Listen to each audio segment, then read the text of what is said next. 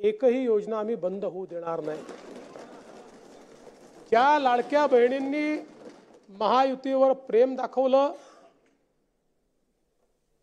हे अधिवेशन संपल्याबरोबर डिसेंबर महिन्याचा हप्ता त्यांच्या खात्यामध्ये आम्ही टाकतो आणि काहीच बदल नाही। नाना, मी या ठिकाणी स्पष्ट करू इच्छितो, कुठलेही नवीन निकष नाहीत, आता तर सगळ्यांनाच टाकतो।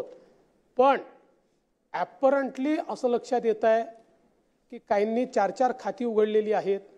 तर जसं समाजामध्ये चांगल्या प्रवृत्ती असतात, त्याच्या काही वाईट प्रवृत्ती असतात। एखादी योजना जर चुकीच्या पद्धतीने कोणी वापरत असेल तर जनतेचा पैसा आहे, तुमची आमची सगळ्यांची जबाबदारी आहे की तो योग्य प्रकारे गेला पाहिजे। आता मागच्या काळात आम्हाला लक्षात आलं, माणसानीच 9 खाती काढली, आता त्याला लाडकी बहीण म्हणायचं कसं? पण लाडका भाऊही म्हणू शकत नाही, कारण बहिणींच्या पैशावर डल्ला मारतो तो लाडका भाऊ कसा? त्यामुळे असे जे आहेत,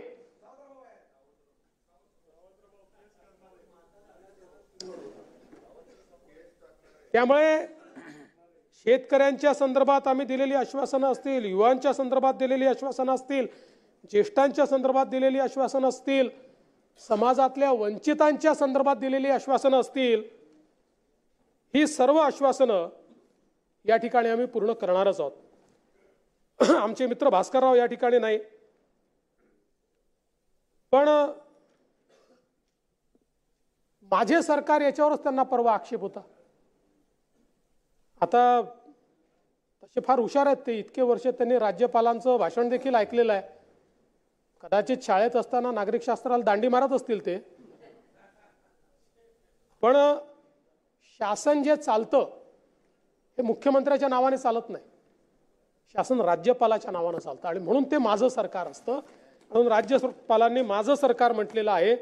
तथापि माझे मित्र भास्करराव नसल्यामुळे मी त्याच्यावर जास्त या ठिकाणी बोलणार नाही। खरं म्हणजे हे जे अभूतपूर्व अशा प्रकारचं मॅन्डेट आम्हाला मिळालं, नानाभाऊ, त्याच्यावर देखील किती बोटं उचलण्याचं काम झालं। काय काय तुम्ही त्या ठिकाणी तर्क लढवले, तुम्ही नानाभाऊ वकीलच व्हायला पाहिजे होते।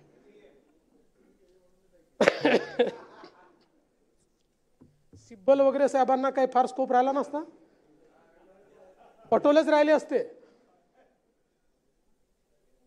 अतिरिक्त 74 लाख मतं आली कुठून?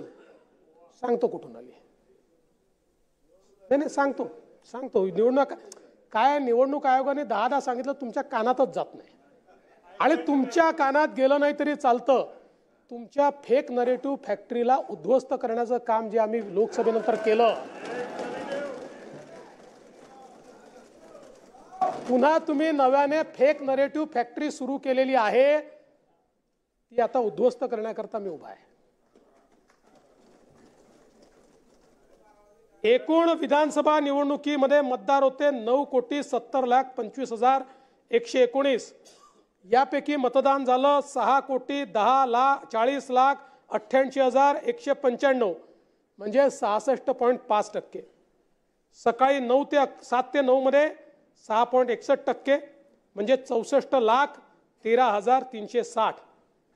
सकाळी 9 ते 11 मध्ये 11.53%, म्हणजे किती? 1,11,86,996। सकाळी 11 ते दुपारी 1 मध्ये किती झालं? 14%, म्हणजे 1,36,22,327। दुपारी 1 ते 3 मध्ये किती झालं? 13.35%, म्हणजे 1,29,52,853। दुपारी 3 ते 5 मध्ये किती झालं? 12.1